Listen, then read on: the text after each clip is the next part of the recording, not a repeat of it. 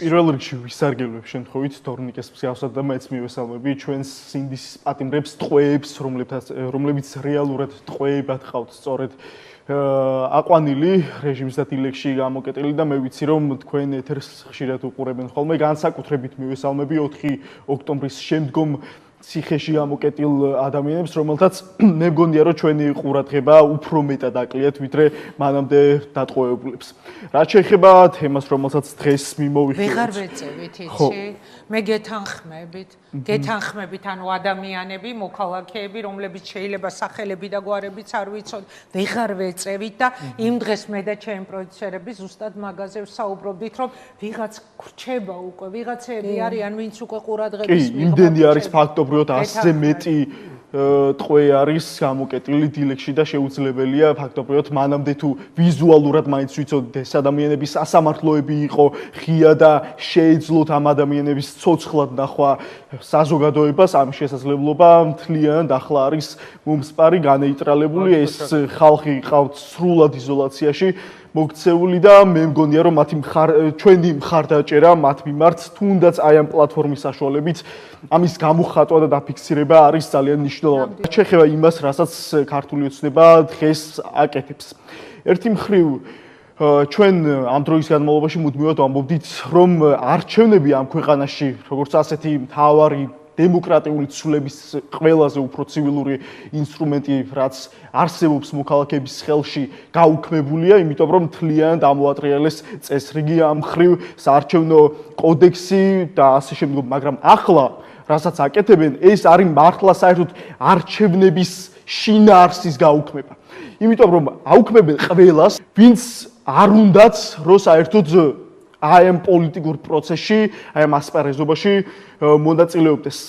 იჭერენ პოლიტიკურ ლიდერებს, აუქმებენ პარტიებს, აუქმებენ და უქმებენ შესაძლებლობას იმ ამ უმრჩეველს, რომელიც მათთვის არასასურველია და მათთვის არასასურველ არჩევანს აკეთებს, გულისხმობ ემიგრანტებს და ქვეყნის შიგნით დარჩენილ აი ამ თავისუფალ საზოგადოებას პირდაპირ ეს ხო ჩვენი რაღაცა გამოგონილი ნარატივი არაა, რომ ამათი ამოცანა არის საქართველოს ქართველების გარეშე. არა, ამაზე საუბარი დაიწყო 2019 წელს თავად ივანიშვილმა საკუთარი პირით და დღეს აგრძელებს ბატონი შათირიშვილის სახით მისი პირით, რომელიც არ არის უბრალოდ რაღაც დაქირავებული პროპაგანდისტი, ხო? აი ამ რეჟიმის არის ყველა მშვენივრად იცის ივანიშვილის მოლაპარაკე თავი, რომელიც თავად აღღერებს ივანიშვილის გზავნილებს, რომელიც თუ პირდაპირ გვეუბნებოდა, ხო? რამდენიმე კვირის წინ ქონდა ეს გამოსვლა, რომ ყველა უნდა წავიდესო. განსაკუთრებით აი ეს ახალგაზრდებიო, რომლებიც ქუჩაში დგანან პროტესტს გამოხატავენ, წინააღმდეგობას უწევენ აი ამ რეჟიმის ანტიდემოკრატიულ, ანტიადამიანურ მოქმედებებს, ნაბიჯებს. ეს ხალხი უნდა წავიდესო და იანვრის შემდეგ ბევრი წავიდაო, ჩემს ირგვლივო და რაც მეტი წავა, მით უკეთესიო და ჩვენც თუ კი მათი ოცნება ახდა და ამის წარმოდგენაც არ მინდა რომ ადამიანები აქედან კიდევ უფრო მეტი მასობრივად წავიდა მათ შორის ახალგაზრდები აღარ გქონდეთ იქაც კი საერთოდ ქართულ პოლიტიკურ ცხოვრებაში მონაწილეობის უფლება და ერთ-ერთი ინსტრუმენტი არის ხო ემიგრაციაში მყოფი ადამიანისთვის რომ რაღაც საკუთარი პოზიცია 4 წელიწადში ერთხელ მაინც ქვეყანაში მიმდინარე მოვლენებთან მიმართებაში დააფიქსიროს და ეს ადამიანები არიან მართლა ამ ქვეყნის ეკონომიკის ბურჯი და რამდენად დამცინავი არის მე საერთოდ მაინტერესებს პირველ რიგში ამ გადაწყვეტილებასთან დაკავშირებით რა პოზიცია, რა რეაქცია ჰქონდათ ქართული ოცნების აი 13% ამ უმრჩეველს, რომელიც ემიგრაციაში არის და ბოლო არჩევნებზე ხმამისცა ქართულ ოცნებას. მათთვის რამხელა შეურაცხყოფა ხო წარმოგიდგენიათ და მეორე მე მგონია რომ ამათ აწუხებთ აი კონტრასტიც რაც არის ემიგრაციაში მიღებულ რეზულტატსა და ქვეყნის შიგნით რეკორდული იყო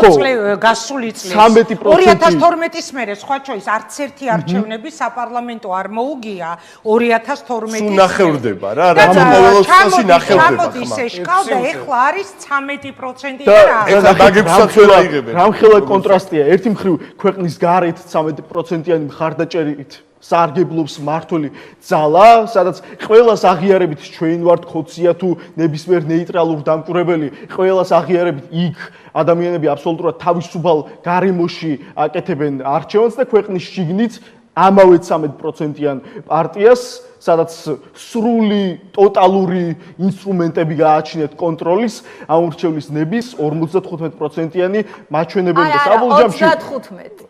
არჩევნების შედეგად ის იპარავენ ახლა და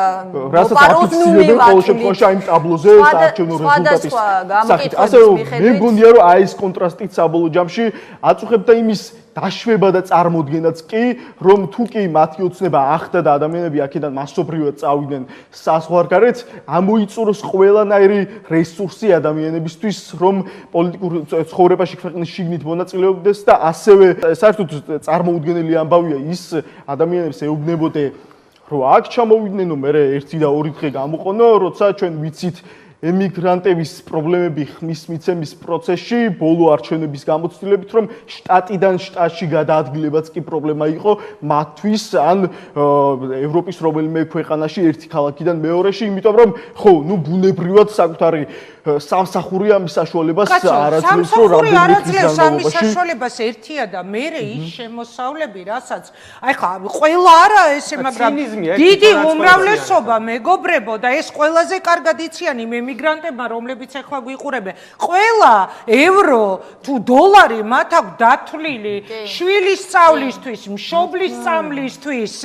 ოჯახში გამოგზავნისთვის, იქ თავისი კვებისთვის. ესე სად არის? შენ ახლა ადგე გადმოფრინდე, ხმა მისცე, მერე პლუს ამისა საბუთები, ეს კატასტროფაა რა. ნიკო დაასრულეთ პატარა სარეკლამო ჭრა გვაქვს და საბოლოო ჯამში რისი თქმაც მინდოდა არის, რომ მეც მგონია, რომ გაზაფხულზე საბოლოო ჯამში არჩევნებს დანიშნავენ, იმიტომ რომ რაღაც მხრივ აი უხეში ოქსიმორონია, ერთი მხრივ გყავდეს რეჟიმი, ხელისუფლება, ძალაუფლებაში, რომელიც მიისწრაფვის ტოტალური დიქტატურის დამყარებისკენ ქვეყნის მასშტაბით და მეორე მხრივ 150 კაციან პარლამენტში 89 კაცი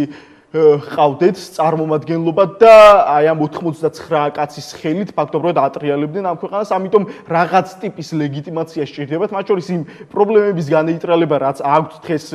ძალაუფლების ლეგიტიმაციასთან მიმართებაში და საკონსტიტუციო უმრავლესობა იმისთვის, რომ მთლიანად ამოაყირაონ ამ ქვეყნის წესრიგი, არა მხოლოდ საგარეო ორიენტაციასთან და კურსთან დაკავშირებით, მათ შორის შიდა პოლიტიკურ და დღეს რა არაწუხეთ რო ვეძახით კონსტიტუციის დამღობები ხარ. თუ რა თქმა უნდა აწუხეთ. იღებენ ეს იქნება მონაგონი იმასთან შედარებით, რასაც საკონსტიტუციო უმრავლესობა. სხვათა არ გადავაცილოთ. საუბარი არა მხოლოდ არსებული მოცემულობის შეფასება და მათ შორის განული ნაბიჯების კრიტიკულად გადააზრება არის საჭირო, არამედ საუბარი ჩვენს თანამოქალაქეებთან მომავალზე, იმიტომ რომ ყველა მაგას ეკითხება, როცა სადღაც თბილისის ქუჩებში გახვალ ვიღაც ნაცნობს ნახავენ რეგიონებში ჩახვალ გიცნობენ რომ აი რა იქნება რა უნდა ვქნათ რა არის საბოლოო ჯამში ამოსავალი მე მგონია რომ ძალიან მნიშვნელოვანი იყო ის რაც ბოლო 1 წლის განმავლობაში თბილისის ქუჩებში ხდებოდა მაგრამ ყოველთვის მქონდა განცდა იმისა რომ არ ვაკეთებთ იმას რაც სინამდვილეში საჭიროა რაღაც მიზნამდე მისასვლელად და ყოველ მოცემულობას აი გაზაფხულზე სხვა მოცემულობა იყო და ვფიქრობდი რომ სულ სხვა ნაბიჯები იყო საჭირო ზაფხულში სანამ მე მგონია რომ საბედისწერო გადაწყვეტილებას მიიღებდა პოლიტიკური ოპოზიციური სპექტრის ნაწილი არჩევნებში შესვლასთან დაკავშირებით სხვა რაღაც მოცემულობა იდგა და სხვა საჭიროებები ჩვენი მხრიდან რა ნაბიჯებიც უნდა გადაგვედგა შემდგომ იყო 4 ოქტომბერი და ახლა მოცემულობამდე მოვედით და მე მგონია რომ 28 ნოემბერი უნდა იყოს საბოლოო ჯამში აი ერთწლიანი ფაზის უწყვეტი პროტესტის ლოგიკური დასასრული და 29 ნოემბრიდან მეორე დღიდან დაიწყოთ ახალი პროცესი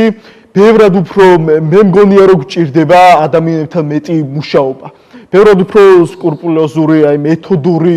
ინდივიდუალურად იმიტომ რომ რთულია კი არსებობს ჯერ კიდევ და საბედნიეროდ და უკანასკნელ თავისუფლების ბასტიონად შემორჩა ამ დიქტატურის განვითარების პროცესში აი ეს მედია და ეს პლატფორმა გვაქვს ადამიანებთან სასაუბროდ მაგრამ ბევრ ადამიანს მაინც ვერ წვდება ჩვენი ხმა საკმარისად ამიტომ მე მგონია რომ აი ეს მეთოდური მუშაობა არის ძალიან მნიშვნელოვანი ადამიანებთან ხალხმრავალ ადგილებში საინფორმაციო ამის გამოცდილება გვაქვს